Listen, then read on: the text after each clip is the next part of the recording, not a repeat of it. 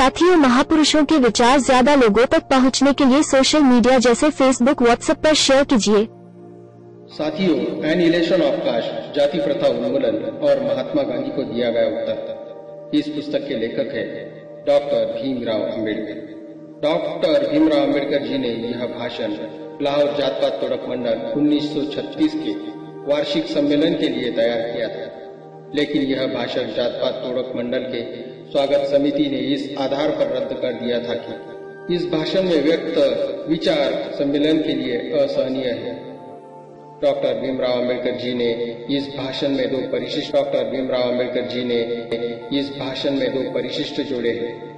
परिशिष्ट एक में हरिजन में उनके भाषण की समीक्षा के श्री गांधी द्वारा लिखे गए 2 लेख और जात पात तोड़क मंडल के सदस्य श्री संतराम को लिखा गया पत्र संकलित है, और परिशिष्ट 2 में श्री गांधी के लेखों का उत्तर प्रकाशित किया है। सभी बुद्धिमान और वैचारिक साथियों का great Indian leaders unread book YouTube channel में स्वागत है। साथियों, सबसे पहले मैं सभी महापुरुषों को नमन करता हूँ। साथियों, आज के समय में हमारे लोग महापुरुषों की किताबें पढ़ते नहीं है। इसी वजह से उन्हें सही गलत, दोस्त और दुश्मन की पहचान नहीं होती, लेकिन हमारे लोगों को सही इतिहास मालूम होना चाहिए। यही सोचकर मैंने यह प्रयास किया और मैं सफल भी हुआ। साथियों, अब आपको किताब पढ़ना नहीं है, महापुरुषों की किताब में क्या लिखा है सिर्फ सुनना है और देखना है। आप सब मेरे इस कार्य में सहयोग करेंगे, ऐसी मैं आशा करता हूँ।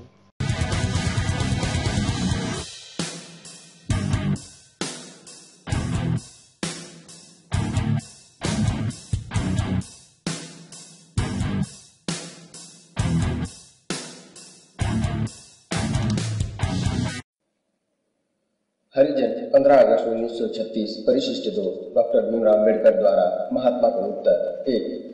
मैं महात्मा का बड़ा आभारी हूँ कि उन्होंने जात पात तोड़क मंडल के लिए लिखे गए मेरे भाषण पर अपने समाचार पत्र हरिजन में विचार व्यक्त करके मुझे सम्मानित किया है। मेरे भाषण के पुनरावलोकन के परिशीलन से पता चलता है कि महात्मा मेरे जाति पर व्यक्त किए गए विचारों से पूरी तरह असहमत है। मैं अपने विरोधियों के वाद विवाद में नहीं पड़ना चाहता हूँ, जब तक अन्यथा कार्यवाही करने के विशेष कारण मुझे मजबूर न करे। यदि मेरा विरोधी शूद्र और अज्ञात व्यक्ति होता तो मैं उसके पीछे नहीं पड़ता, लेकिन मेरे विरोधी महात्मा स्वयं है। इसलिए मैं महसूस करता हूँ कि मुझे उन मुद्दों का प्रत्युत्तर देने का प्रयास अवश्य करना चाहिए जो उन्होंने उठाए हैं। यद्यपि मैं आभारी हूँ, उन्होंने मेरा सम्मान किया है। मुझे इस बात पर आश्चर्य है कि महात्मा ने मुझ पर आरोप लगाया है कि भाषण न देने के बाद भी भाषण इसलिए प्रकाशित किया है कि मेरा प्रचार हो और लोग मुझे भूल न जाए। महात्मा चाहे जो कहे, भाषण प्रकाशित करने का मेरा उद्देश्य केवल यह था कि हिंदू सोचे और अपनी स्थिति को जाने। मगर मैं ऐसा कहूँ कि मैं अपने विचार के पीछे नहीं हूँ, क्योंकि मेरी इच्छा और आवश्यकता से अधिक मेरी प्रसिद्धि पहले से ही है। लेकिन यदि मान भी लिया जाए कि मैंने प्रसिद्धि पाने के उद्देश्य से भाषण छापा है, तो मेरे ऊपर पत्थर कौन फेंक सकता है? निश्चित रूप से वे नहीं जो महात्मा की तरह कांच के मकान में रहते हैं। 2। प्रयोजन के अलावा भाषण में उठाए गए प्रश्न के बारे में महात्मा को क्या कहना है? पहली बात यह है कि जो मेरा भाषण पढ़ेगा उसे एहसास होगा कि महात्मा ने मेरे द्वारा उठाए मुद्दों को पूरी तरह छोड़ दिया है, और उन्होंने जो मुद्दे उठाए हैं वे मुद्दे उस भाषण से उत्पन्न नहीं से उन्होंने हिंदुओं के लिए मेरा अभियोग पत्र बताने में प्रसन्नता अनुभव की। प्रमुख मुद्दे जिन्हें मैंने अपने भाषण में उठाए उनको निम्नलिखित रूप में सूचीबद्ध किया जा सकता है। नंबर 1, यह कि जात पात ने हिंदुओं को बर्बाद किया है। नंबर 2, यह कि हिंदू समाज को चातुर्वर्ण के आधार पर पुनर्गठित करना असंभव है, क्योंकि वर्ण व्यवस्था रिश्ते हुए एक बर्तन की तरह है, या उस आदमी की तरह है जो नाक की सीध में दौड़ रहा है। यह अपने गुणों के कारण अपने को कायम रखने में अक्षम है तथा इसमें जाति व्यवस्था के रूप में विकृत हो जाने की प्रवृत्ति अंतर्निहित है। जबकि वर्ण का उल्लंघन करने पर कानूनी रोक नहीं लगाती। नंबर 3, यह कि चातुर्वर्ण के आधार पर हिंदू समाज को पुनर्गठित करना हानिकारक है, क्योंकि वर्ण व्यवस्था ज्ञान प्राप्त करने के अवसर से वंचित कर लोगों को निम्न कोटि बनाती है तथा अस्त्र धारण करने से वंचित कर उन्हें दुर्बल बनाती है। नंबर 4, यह कि हिंदू समाज को ऐसे धर्म के आधार पर पुनर्गठित करना चाहिए जिसमें स्वतंत्रता, समानता और भ्रातृत्व के सिद्धांत को मान्यता दी जाए।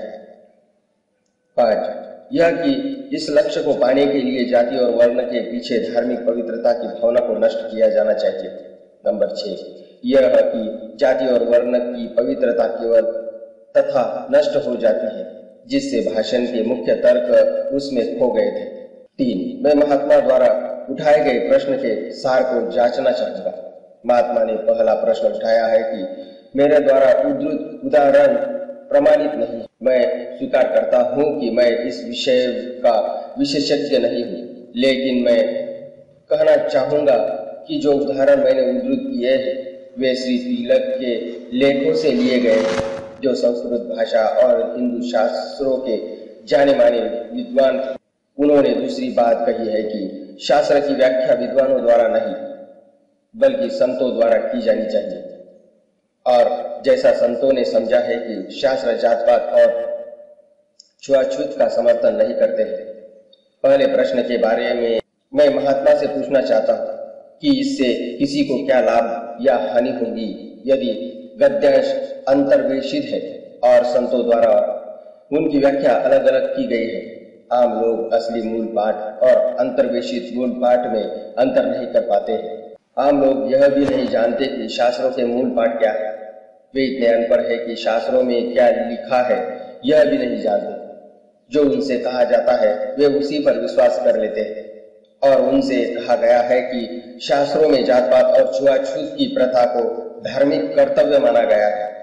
जहां तक संतों का प्रश्न है तो मानना पड़ेगा कि विद्वान लोगों की तुलना में संतों के उपदेश कितने ही अलग और उच्च हैं। वे शोचनीय रूप से निष्प्रभावी रहे। वे निष्प्रभावी 2 कारणों से रहे। पहला, किसी भी संत ने जाति व्यवस्था पर कभी भी हमला नहीं किया। इसके विपरीत वे जातपात की व्यवस्था के पक्के विश्वासी रहे। उनमें से अधिकतर उसी जाति के होकर जिए और मरे जिस जाति के वे थे।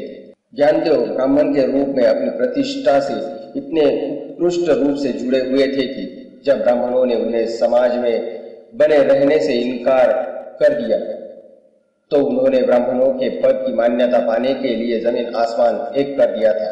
और संत एकनाथ जो अछूत को छूने तथा उनके साथ भोजन करने का साहस दिखाने के लिए धर्मात्मा बने हुए थे, उन्होंने ऐसा इसलिए नहीं किया कि वे जातपात और छुआछूत के विरुद्ध थे, जबकि उनकी मान्यता यह थी कि प्रदूषण को पवित्र गंगा नदी अंत जासा विटाळ जासी गंगा स्नाने शुद्धत्व त्यासी। एकनाथी भागवत अध्याय 28, एकनाथी भागवत ओवी 119 में स्नान कर धोया जा सकता है। जहां तक मेरा अध्ययन है कि किसी भी संत ने जातपात और छुआछूत के विरुद्ध कोई अभियान नहीं चलाया। मनुष्य के बीच चल रहे संघर्ष से वे चिंतित नहीं थे। वे मनुष्य और ईश्वर के बीच संबंध के लिए ही चिंतित थे। उन्होंने यह शिक्षा नहीं दी थी कि सारे मनुष्य बराबर है। यह एक बहुत अलग और बहुत हानिकारक प्रस्ताव है, जिसकी शिक्षा देने में किसी को कोई परेशानी नहीं होगी या जिसके मानने में कोई खतरा नहीं है। दूसरा कारण यह है कि संतों की शिक्षा प्रभावहीन रही है, क्योंकि लोगों को पढ़ाया गया है कि संत जाति बंधन तोड़ सकते हैं, लेकिन आम आदमी ये बंधन नहीं तोड़ सकता। इसलिए संत अनुसरण करने का उदाहरण नहीं बने, वह सम्मान योग्य धर्मपरायण व्यक्ति बने रहे। लोग जाति और छुआछूत में पक्का विश्वास करते हैं। यह दर्शाता है कि शास्त्रों की शिक्षाओं के विरुद्ध धर्मपरायण जीवन तथा आदर्शपूर्ण उपदेशों का उन पर कोई प्रभाव नहीं पड़ा है। इस प्रकार इस बात से कोई सांत्वना नहीं मिलती कि संत थे या एक महात्मा है जो शास्त्रों को थोड़े से विद्वानों और कई अज्ञानियों से अलग तरीके से समझते हैं, यह कि आम लोग शास्त्रों के बारे में गलत विचार रखते हैं। उसी तथ्य को ही ध्यान में रखना चाहिए और उसी को ध्यान में रखना पड़ेगा। शास्त्रों की सत्ता को समाप्त किए बिना और कैसा व्यवहार किया जाए, जो आज भी लोगों के आचरण को संचालित करते हैं। इसी प्रश्न पर महात्मा ने विचार नहीं किया, लेकिन शास्त्रों की जड़ से मुक्त कराने की जो भी प्रभावशाली योजना महात्मा बताए, उन्हें यह मानना चाहिए कि किसी संत के धर्मपरायण जीवन से यह स्वयं ऊंचे उठ सकते हैं, लेकिन आम आदमी की संत और महात्माओं के प्रति यही मनोवृत्ति है कि वे उनका सम्मान करते हैं लेकिन अनुसरण नहीं करते। इससे कोई कुछ अधिक नहीं कर सकता। 4. तीसरा प्रश्न महात्मा ने उठाया है कि चैतन्य, ज्ञानदेव, तुकाराम, तिरुवल्लुवर, रामकृष्ण परमहंस इत्यादि द्वारा ज्ञापित धर्म गुण रहित नहीं हो सकता, जैसा कि मैंने बताया है, और यह कि किसी भी धर्म को खराब नमूने से नहीं बल्कि सबसे अच्छे से परखना चाहिए। लेकिन क्या मामला यही समाप्त हो जाता है? मैं कहता हूँ नहीं। प्रश्न अभी भी उठता है कि सबसे खराब इतने अधिक क्यों है और सबसे अच्छे इतने थोड़े से क्यों?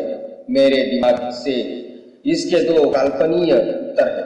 नंबर 1, कुछ अपने मूल दुराग्रह के कारण सबसे खराब है, जो नैतिक रूप से शिक्षणीय नहीं है, इसलिए धर्म के आदर्श के दूर दूर तक पहुंचने में अक्षम है।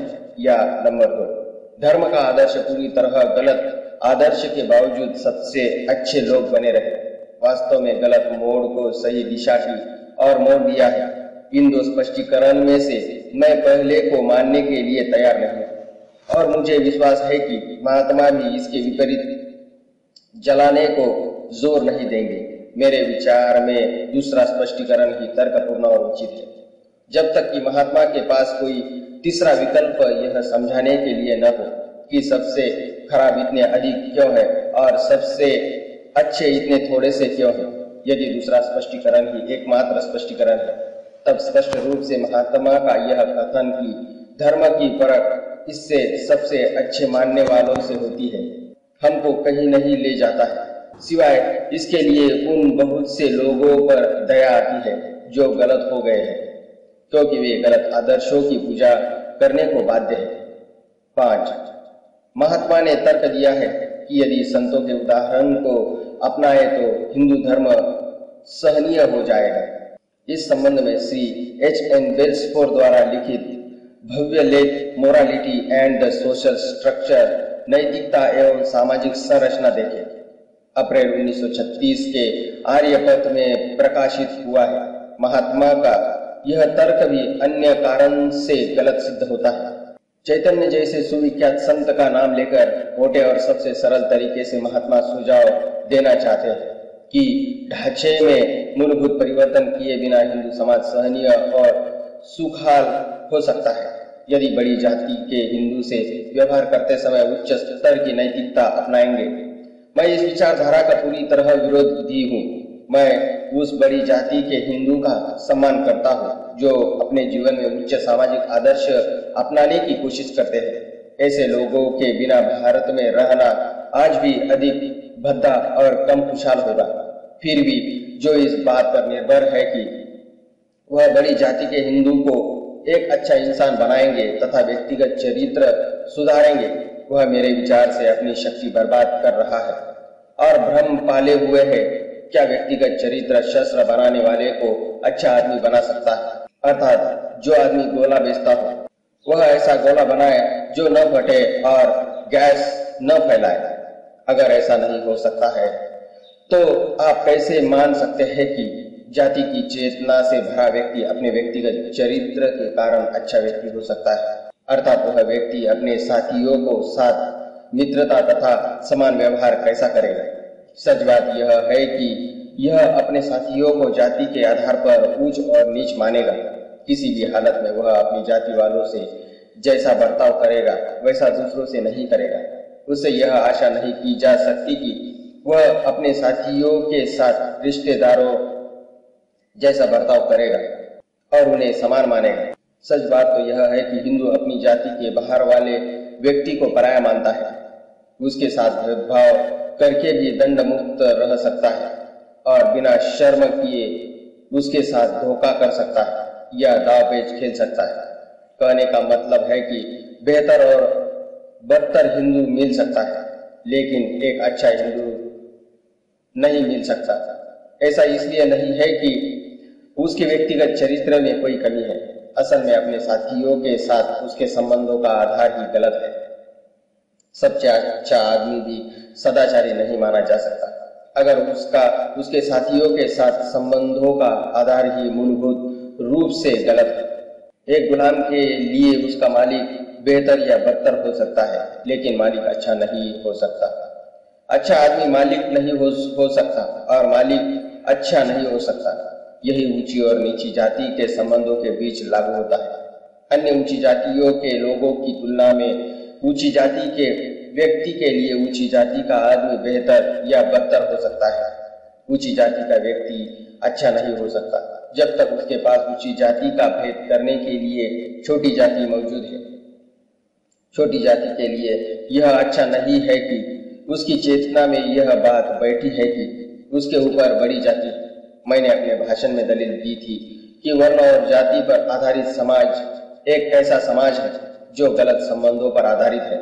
मैंने आशा की थी कि महात्मा मेरी दलीलों को नष्ट कर देंगे, लेकिन ऐसा करने की बजाय उन्होंने पृष्ठभूमि बताए बिना केवल चातुर्वर्ण्य में अपना विश्वास दोहराया है। नंबर 6, महात्मा जो उपदेश देते हैं क्या उसी के अनुसार आचरण करते हैं?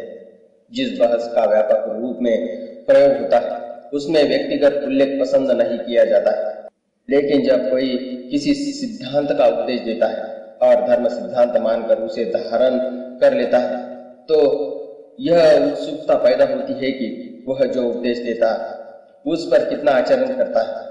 हो सकता है कि आचरण करने में असफलता का कारण यह हो कि आदर्श इतना अधिक ऊंचा है कि उसे प्राप्त करना संभव नहीं है। आचरण करने में असफलता का कारण व्यक्ति का अंतरजातीय पाखंड भी हो सकता है। किसी भी स्थिति में उन्होंने अपने आचरण को परीक्षण के लिए खोलकर रख दिया है और मुझे दोष नहीं दिया जाना चाहिए यदि मैं पूछूं कि अपने आदर्श को उन्होंने अपने जीवन में उतारने के लिए कितना प्रयास किया है। महात्मा जो जन्म से बनिया है, उनके पूर्वजों ने मंत्री पद पाने के लिए व्यापार करना छोड़ दिया था, जो कि ब्राह्मण का पेशा है।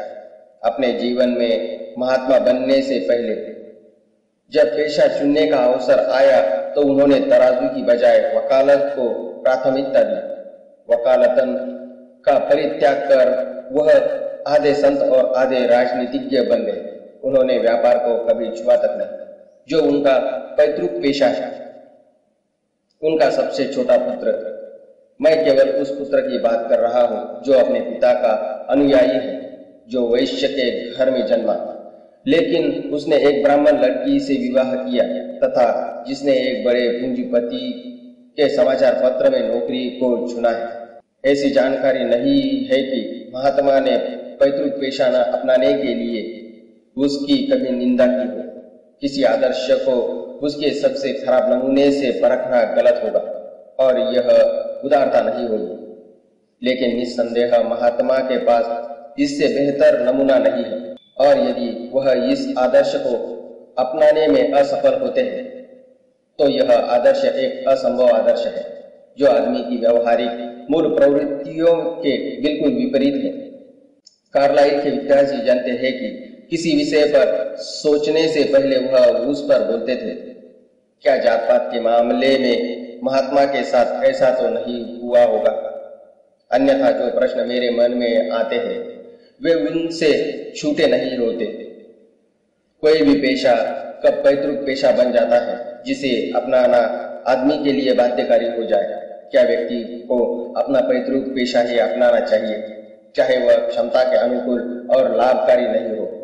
यदि प्रत्येक को अपना पैतृक पेशा ही जारी रखना पड़े तो इसका अर्थ होगा कि किसी आदमी को दलाल का पेशा इसलिए जारी रखना पड़ेगा क्योंकि उसके दादा दलाल थे और किसी औरत को इसलिए वेश्या का पेशा अपनाना पड़ेगा क्योंकि उसकी दादी एक वेश्या थी। क्या महात्मा अपने सिद्धांत के इस तार्किक परिणाम को स्वीकार करने के लिए तैयार है? मेरे लिए उनका पैतृक पेशा अपनाने का आदर्श न केवल असंभव बल्कि अव्यावहारिक आदर्श भी है। उसके अलावा नैतिक रूप से भी यह अरक्षणीय आदर्श है। 7. महात्मा जीवन भर ब्राह्मण बने रहने में महान उत्कर्ष देखते हैं। इस तथ्य को छोड़ भी दिया जाए तो ऐसे कई ब्राह्मण हैं जो जीवन भर ब्राह्मण बने रहना नहीं चाहते। हम उन ब्राह्मणों के बारे में क्या कहें जो अपनी पुरोहिताई का पैतृक पेशा अपना लेते हैं? क्या वे पैतृक पेशा अपनाने के सिद्धांत की वजह से ऐसा करते हैं या गंदे आर्थिक लाभ के इरादे से ऐसा करते हैं? महात्मा इन प्रश्नों से चिंतित प्रतीत नहीं होते। वह इस बात से संतुष्ट है कि सच्चे ब्राह्मण वे हैं जो मुफ्त में उन्हें दी जा रही भिक्षा पर जीते हैं और जितना भी उनके पास आध्यात्मिक खजाना है उसे वे मुफ्त में बांट रहे हैं। पुश्तैनी ब्राह्मण पुजारी महात्मा को आध्यात्मिक खजाना ढूंढते हुए प्रतीत होते हैं, लेकिन पुश्तैनी ब्राह्मण के अन्य चित्र भी खींचे जा सकते हैं।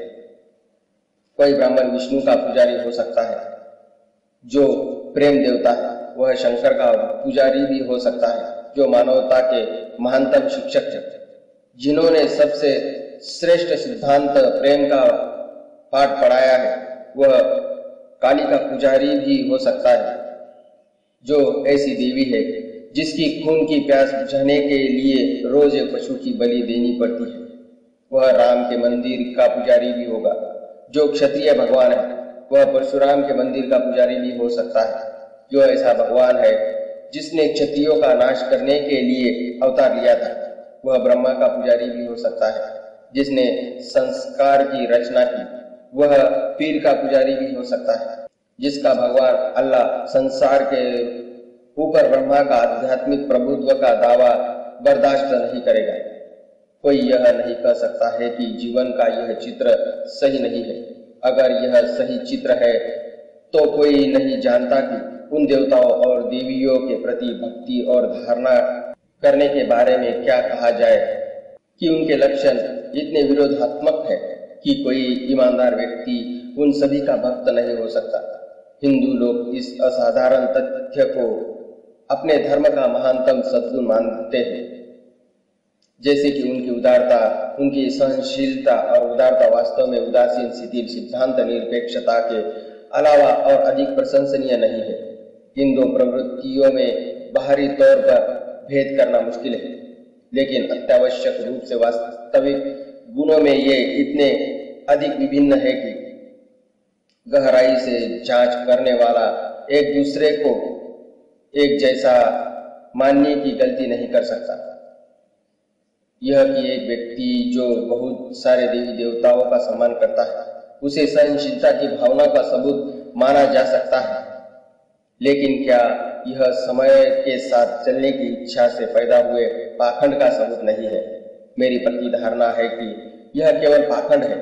अगर यह दृष्टिकोण अच्छे आधार पर स्थापित है तो कोई पूछ सकता है कि उस व्यक्ति के पास कौन सा आध्यात्मिक खजाना है जो किसी भी देवी देवता की पूजा और आराधना करने के लिए तैयार है। न केवल ऐसा व्यक्ति आध्यात्मिक खजाने से दिवालिया हो गया है, बल्कि पुजारी के महान पेशे को बिना आस्था और बिना विश्वास के इसलिए अपनाता है क्योंकि साधारणतः वह सद्गुणों का संरक्षक नहीं है। यह वास्तव में एक महान पेशे का दुरुपयोग है जो धर्म की सेवा के अतिरिक्त और कुछ नहीं है। महात्मा इस सिद्धांत से चिपके हुए है कि हर व्यक्ति को अपना पैतृक पेशा अपनाना चाहिए। उन्होंने इसका कारण कहीं नहीं बताया है, लेकिन कोई कारण तो होना चाहिए। यद्यपि उन्हें खुलेआम कहने की चिंता नहीं है।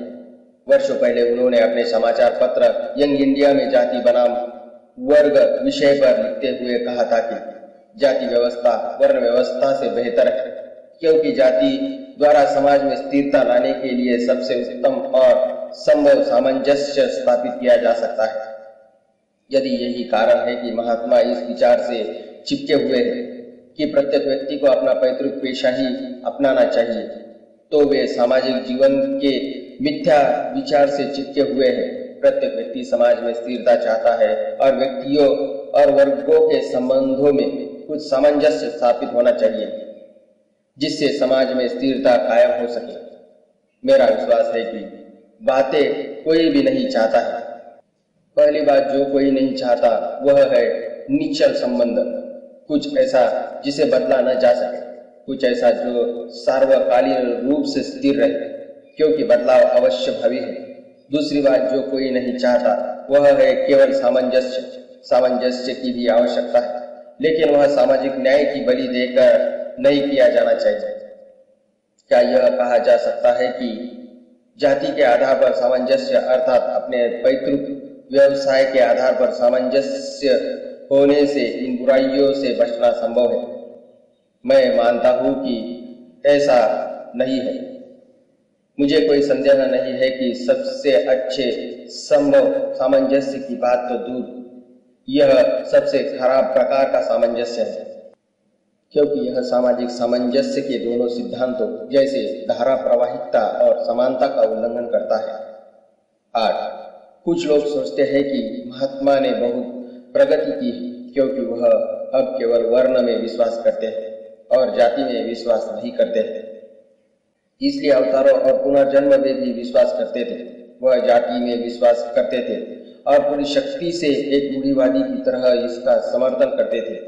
उन्होंने सहभोजन, सहपान और अंतरजातीय विवाह की मांग की निंदा की थी और कहा था कि सहभोजन का विरोध करना चाहिए क्योंकि इससे बहुत हद तक इच्छा शक्ति पैदा करने और सामाजिक शुद्धता बनाए रखने में मदद मिलती है। यह अच्छी बात है कि उन्होंने पाखंडी पूर्ण मूर्खता का परित्याग कर दिया है और स्वीकार किया है कि जातपात आध्यात्मिक और राष्ट्रीय विकास दोनों के लिए हानिप्रद है, और हो सकता है कि उनके पुत्र का जाति के बाहर विवाह इन विचारों के परिवर्तन की देन है। लेकिन क्या महात्मा ने वास्तव में प्रगति की है? वर्ण की प्रकृति क्या है जिसे महात्मा मानते हैं? क्या वह यही वेदों की धारणा है जिसे दयानंद सरस्वती और उनके अनुयायियों आर्य समाजियों ने प्रतिपादित किया है? वेद में वर्ण की धारण का सारांश यह है कि व्यक्ति वह पेशा अपनाए जो उसकी स्वाभाविक योग्यता के लिए उपयुक्त हो। महात्मा की वर्ण की धारणा का सार यह है कि व्यक्ति को पैतृक पेशा ही अपनाना चाहिए, वह उसकी स्वाभाविक योग्यता अनुरूप हो या न हो। जाति और वर्ण में क्या अंतर है?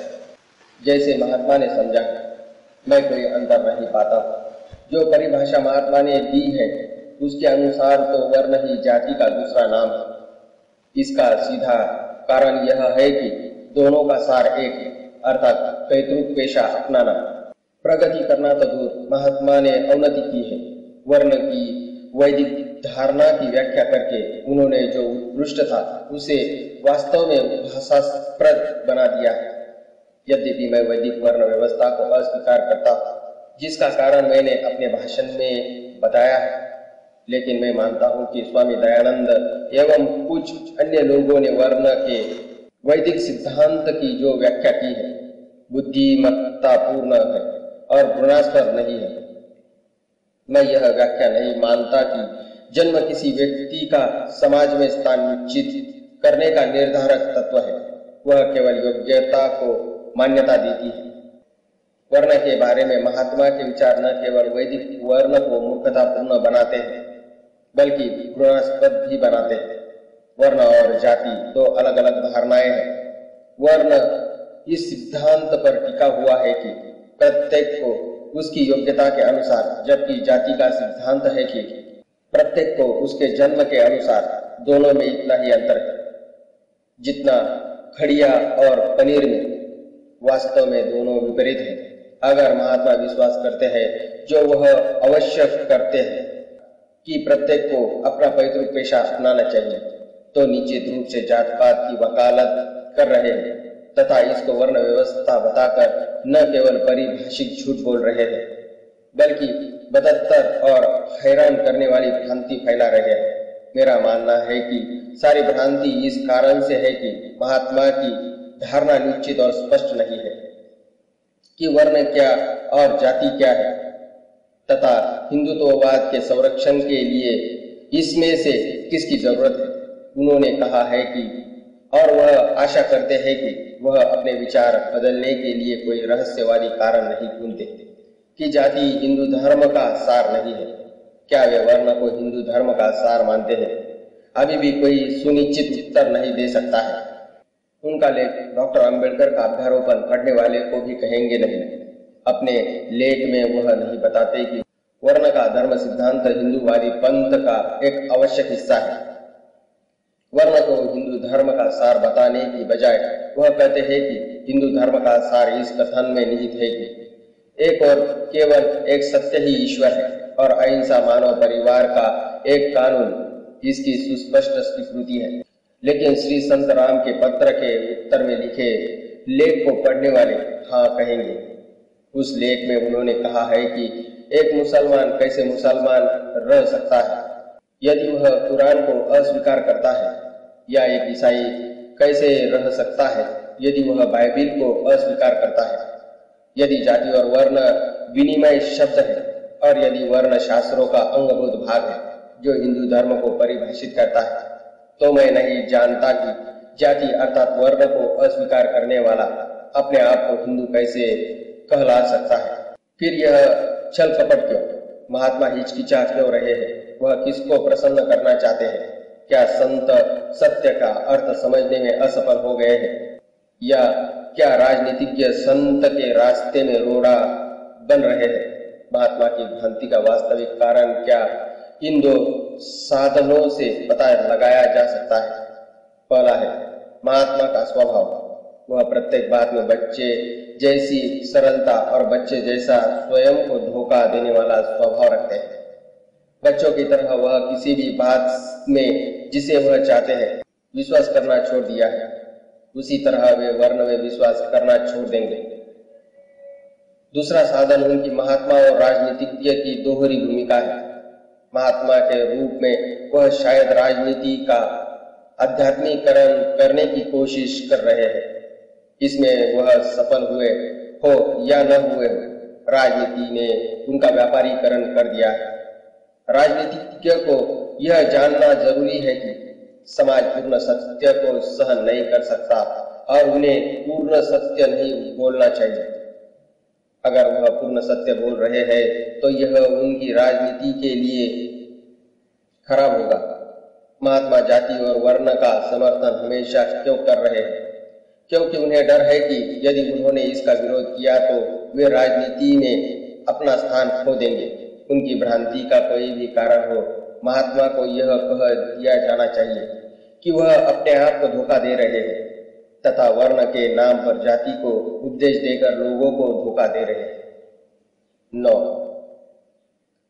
महात्मा कहते हैं कि हिंदू और हिंदू धर्म की जांच करने के लिए जो मानक मैंने अपनाए हैं उन मानकों के आधार पर प्रत्येक वर्तमान धर्म शायद असफल हो जाएगा। यह शिकायत हो सकती है कि मेरे मानक ऊंचे हैं और यह सच हो सकता है, लेकिन प्रश्न यह नहीं है कि ये मानक ऊंचे हैं या नीचे हैं। प्रश्न यह है कि यह मानक लागू करने के लिए उचित है या नहीं। किसी अन्य मानक का कोई अर्थ नहीं है। अगर यह माना जाए कि धर्म आवश्यक रूप से लोगों के कल्याण के लिए होता है, अब मैं कहता हूं कि हिंदू तथा हिंदू धर्म को जांचने के लिए जो मानक मैंने लागू किए हैं वे सबसे अधिक उपयुक्त है और इससे बेहतर मानक नहीं जानता। यह निष्कर्ष सत्य हो सकता है कि यदि मेरे मानक लागू किए जाए तो प्रत्येक वर्तमान धर्म असफल हो जाएगा, लेकिन यह तथ्य हिंदू और हिंदू धर्म के हिमायती महात्मा को दिलासा या और अधिक आधार नहीं देता कि एक पागल आदमी के होने से दूसरे पागल आदमी को दिलासा हो या अपराधी के होने से दूसरे अपराधी को दिलासा हो। मैं महात्मा को आश्वासन देना चाहता हूँ कि यह केवल हिंदू और हिंदू धर्म की असफलता नहीं है जिसने मेरे मन में घृणा और अवमानता की भावना भर दी है, जिसका मुझ पर आरोप लगाया गया है। मैं मानता हूँ कि यह दुनिया एक अपूर्ण दुनिया है और जो भी इसमें जीना चाहता है उसे अपूर्णता को सहन करना चाहिए। लेकिन जबकि मैं समाज की अपूर्णता तथा करियों में जीने के लिए तैयार हूँ जिसमें मुझे कठिनाई से आगे बढ़ना मेरी नियति है, तो मैं महसूस करता हूँ कि उस समाज में जीने के लिए मैं सहमत नहीं हूँ जो गलत आदर्शों को संजोए रखता है, या एक ऐसा समाज जिसके आदर्श नहीं है परंतु वह अपने सामाजिक जीवन को उन आदर्शों के अनुरूप ढालना नहीं चाहता है। अगर मुझे हिंदू और हिंदू धर्म से ऊब पैदा होती है तो यह इसलिए है क्योंकि मुझे विश्वास है कि वे गलत सिद्धांतों और गलत सामाजिक जीवन का पोषण करते हैं। हिंदू और हिंदू धर्म में मेरा झगड़ा के सिद्धांतों से है। 10. मुझे प्रतीत होता है कि हिंदू समाज को नैतिक पुनरुद्धार की आवश्यकता है, जिसे विलंबित करना खतरनाक होगा। प्रश्न यह है कि इस नैतिक पुनरुद्धार को कौन निर्धारित और नियंत्रित कर सकता है। स्पष्ट रूप से वे लोग जो अपना बौद्धिक पुनरुद्धार कर चुके हैं और वे जो इतने ईमानदार हैं कि बौद्धिक उद्धार से पैदा हुए दृढ़ विश्वास को दिखाने का साहस जिनके पास है। इस मानक से जांचने से पता चलता है कि माने हुए हिंदू नेता मेरा विचार से इस कार्य के लिए बिल्कुल अयोग्य है। यह कहना असंभव है कि वे प्रारंभिक सिद्धांतों रूप से भी बौद्धिक पुनरुद्धार कर चुके हैं। अगर आपको धोखा देंगे और न सही वे आदिम अज्ञान का फायदा ही उठाएंगे, जैसा कि आजकल देखा जाता है। टुकड़े टुकड़े होते हिंदू समाज के बावजूद भी ये नेतागण निर्लज्जता से पुराने सिद्धांतों की दुहाई देंगे, जिनका हर हालत में वर्तमान से संबंध समाप्त हो चुका है, जो आरंभिक दिनों में कितने भी उपयुक्त रहे हो। वे अब मार्गदर्शक की बजाय एक चेतावनी बन चुके हैं। वे प्रारंभिक सिद्धांतों के प्रति अभी भी रहस्यपूर्ण सम्मान रखते हैं, जो उन्हें अनिच्छुक नहीं बल्कि समाज की नींव की जांच करने का विरोधी बनाते हैं। हिंदू लोग वास्तव में अपनी मान्यता के निर्माण में अविश्वसनीय रूप से ध्यान नहीं देते। यही हाल हिंदू नेताओं का है। बदतर बात यह है कि अब कोई उनकी संगति छुड़ाने का प्रस्ताव करता है तो वे अपनी मान्यताओं के लिए अवैध भावनावेश से भर जाते हैं। महात्मा कोई अपवाद नहीं। ऐसा लगता है कि महात्मा सोचने में विश्वास नहीं करते, वह संतों का अनुसरण करने को प्राथमिकता देते हैं। एक रूढ़िवादी की तरह वे पवित्र धारणा में श्रद्धा करते हैं। उन्हें डर है कि यदि एक बार उन्होंने सोचना शुरू किया तो कई आदर्शों और मान्यताओं का जिनसे वह चिपके हुए हैं सत्यानाश हो जाएगा। प्रत्येक को उनसे सहानुभूति होना चाहिए। स्वतंत्र सोच का प्रत्येक कार्य स्पष्टतया स्थिर दुनिया के कुछ भाग को संकट में डाल देता है, लेकिन यह भी उतना ही सच है कि संतों पर निर्भर रहकर ही हम सत्य को नहीं जान सकते। आखिर संत भी मनुष्य है, और जैसा कि लॉर्ड वेलफोर ने कहा है, सुअर की थूथनी से अधिक मनुष्य का दिमाग सत्य का पता लगाने वाला उपकरण नहीं है। जहां तक वह सोचते हैं, मुझे वह हिंदुओं के पुरातन ढांचे के लिए समर्थन ढूंढने हेतु बुद्धि का दुरुपयोग करते प्रतीत होते हैं। वह इसके सबसे प्रभावशाली समर्थक है और इसलिए हिंदुओं के सबसे बड़े दुश्मन है। महात्मा से अलग ऐसे हिंदू नेता भी हैं जो केवल विश्वास और अनुसरण करने से ही संतुष्ट नहीं है। वे सोचने का साहस करते हैं और अपनी सोच के परिणाम के अनुसार कार्य करते हैं, लेकिन दुर्भाग्यवश या तो वे बेईमान लोग हैं या जब लोगों को सही मार्गदर्शन देने का प्रश्न उठता है तो वे उदासीन बन जाते हैं। लगभग सभी ब्राह्मणों ने जाति के नियम का उल्लंघन किया है। जूते बेचने वाले ब्राह्मणों की संख्या उनसे अधिक है जिन्होंने पुरोहिताई छोड़ दी है। उन्होंने न केवल ऐसे व्यवसाय अपना लिया है जो उनके लिए शास्त्रों द्वारा वर्जित है, लेकिन ऐसे कितने ब्राह्मण हैं जो रोज जाति का नियम तोड़ते हैं, जो जाति और शास्त्रों के विरुद्ध उपदेश देंगे। लेकिन ऐसे कितने ब्राह्मण हैं जो रोज जाति का नियम तोड़ते हैं, जो जाति और शास्त्रों के विरुद्ध उपदेश देंगे, क्योंकि उसकी मूल प्रवृत्ति और नैतिक विवेक उनकी दृढ़ धारणा का समर्थन नहीं कर सकता। लेकिन ऐसे सैकड़ों हैं रोज जाति को तोड़ते हैं तथा शास्त्रों को रोनते हैं, लेकिन जो जाति के सिद्धांत और शास्त्रों की पवित्रता के कट्टर समर्थक हैं। यह दोगलापन क्यों? क्योंकि वे महसूस करते हैं कि यदि जाति का जूता लोगों ने उतार फेंका तो ब्राह्मण वर्ण की सत्ता और सम्मान के लिए वे संकट पैदा कर देंगे। बुद्धिजीवी वर्ग की इस बेईमानी से आम लोग उनके विचारों के फल से वंचित हो जाते हैं। यह एक लज्जाजनक तथ्य है। मैं तो आर्नोल्ड के शब्द है, हिंदू दो दुनिया में विचर रहे हैं, एक है मृत दुनिया और दूसरी शक्ति रहित जन्म लेने वाली। उन्हें क्या करना चाहिए? महात्मा जिससे वे मार्गदर्शन की अपील करते हैं वह सोचने में विश्वास नहीं करते, इसलिए मार्गदर्शन नहीं कर सकते, जो अनुभव की कसौटी पर खड़ा होते। बुद्धिजीवी वर्ग जिनकी और लोग मार्गदर्शन के लिए निहारते हैं वे या तो अधिक बेईमान है या उदासीन, इसलिए सही दिशा की और जाने की शिक्षा उन्हें नहीं मिल पाती है। इस त्रासदी की स्थिति में हम विलाप करते हुए कह सकते हैं, अरे हिंदुओं, तुम्हारे नेतागण ऐसे हैं।